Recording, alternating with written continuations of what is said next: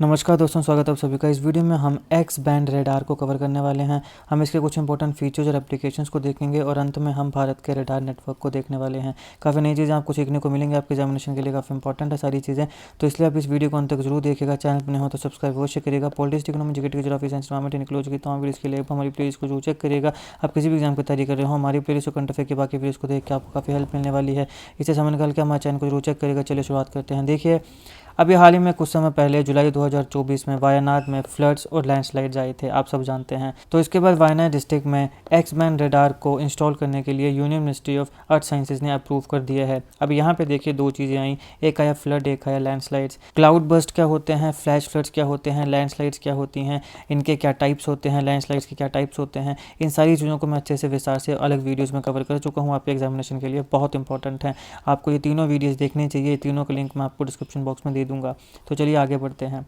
तो अब यहाँ पे एक्स बैंड रेडार जो है उसके इंस्टॉलेशन की बात हो रही है वायनाड डिस्ट्रिक्ट में, ताकि भविष्य में इस प्रकार की चीज़ें ना हो पाएँ। तो अब बात करते हैं कि एक्स बैंड रेडार है क्या। देखिए, बेसिकली ये एक रेडार का टाइप है जो कि 8 से 12 गीगाहर्ट्ज की फ्रीक्वेंसी रेंज में काम करता है इलेक्ट्रोमैग्नेटिक स्पेक्ट्रम में, और जिसकी वेवलेंथ है 2 to 4 सेंटीमीटर। अब ये जो आंकड़े हैं ये बहुत इंपॉर्टेंट हैं, सीधा सवाल इनसे बन सकता है। एक्स बैंड रेडार, ये जो एक रेडार है ये कितनी फ्रीक्वेंसी रेंज में ऑपरेट करेगा?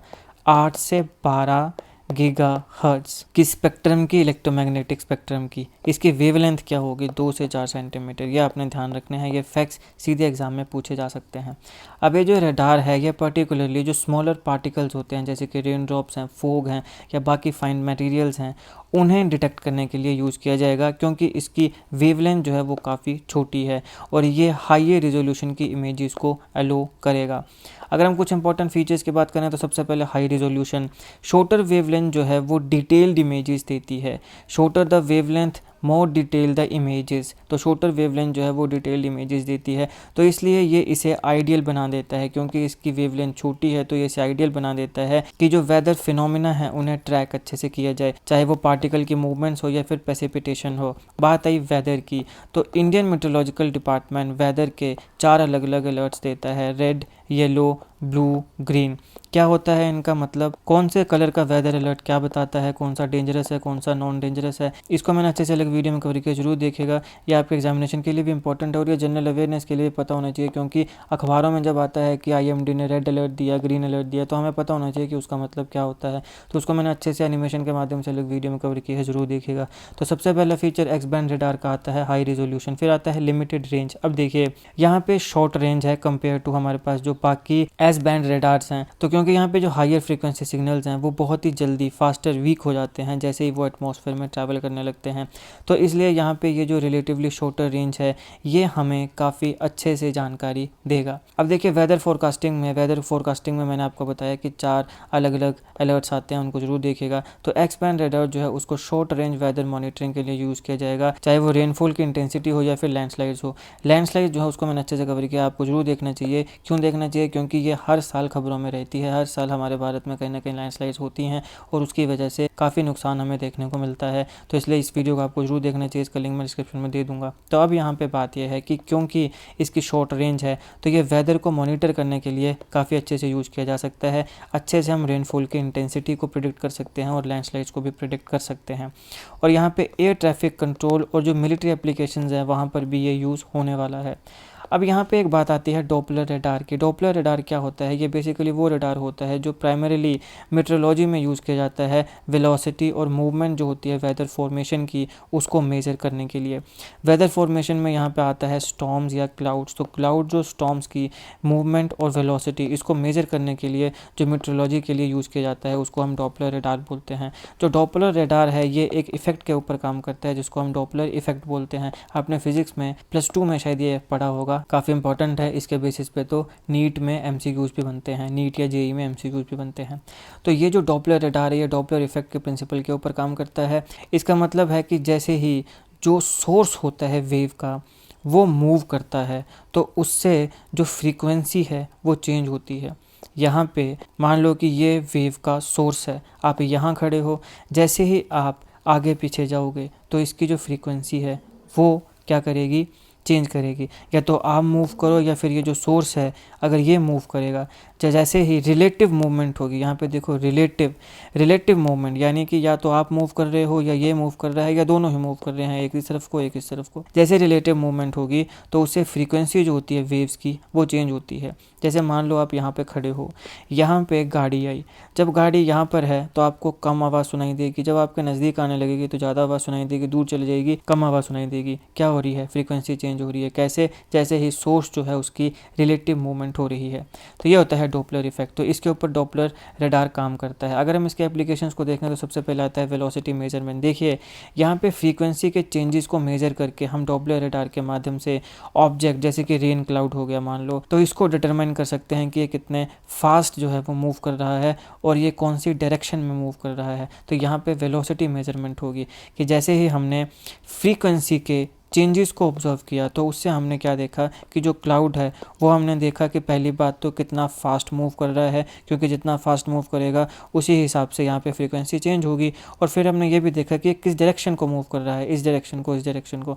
तो यहाँ पे वेलोसिटी के मेजरमेंट में यहाँ पे इसकी एप्लीकेशन बनती है। फिर आता है वेदर मॉनिटरिंग। देखिए डॉपलर रडार जो होते हैं वो रेनफॉल की इंटेंसिटी को ट्रैक करते हैं, फिर विंड पैटर्न्स को डिटेक्ट करते हैं और स्टॉर्म्स और टोर्नाडोज़ की जो फॉर्मेशन है उसे भी प्रेडिक्ट कर सकते हैं। तो यहाँ पे इसकी एप्लीकेशन आती है। अब हम बात करते हैं कि भारत का रडार नेटवर्क क्या है। देखिए इंडियन मेट्रोलॉजिकल डिपार्टमेंट ने वेदर एप्लीकेशंस के लिए रडार का यूज़ करना शुरू किया था 1950s में, 1950 के दशक में। सबसे पहला जो इंडिजिनसली भारत में बना हुआ x band storm detection radar था उसको सबसे पहले न्यू दिल्ली में 1970 में इंस्टॉल किया गया था। सीधा सवाल पूछा जा सकता है, ध्यान में रखिएगा।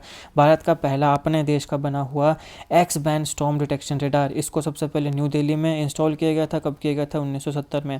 फिर 1996 में IMD ने, यानी इंडियन मेट्रोलॉजिकल डिपार्टमेंट, ये फुल फॉर्म भी ध्यान में रखिएगा, इसने 10 जो आउटडेटेड पुराने एक्स बैंड रडार्स थे उन्हें रिप्लेस कर दिया डिजिटल एक्स बैंड रडार्स से। तो पहले जो पुराने थे उनको डिजिटल एक्स बैंड रडार्स से 1996 में आके रिप्लेस कर दिया और इनका नंबर कितना था? 10 था।